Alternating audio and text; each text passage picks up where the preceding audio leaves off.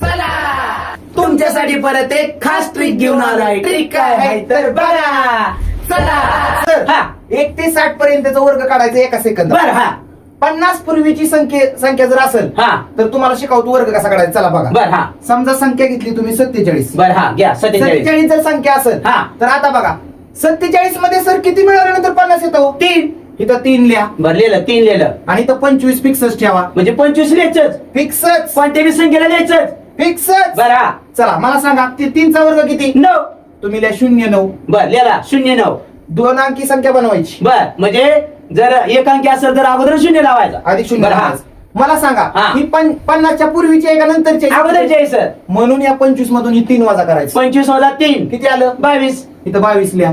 म्हणजे 47 चा वर्ग आहे 2209.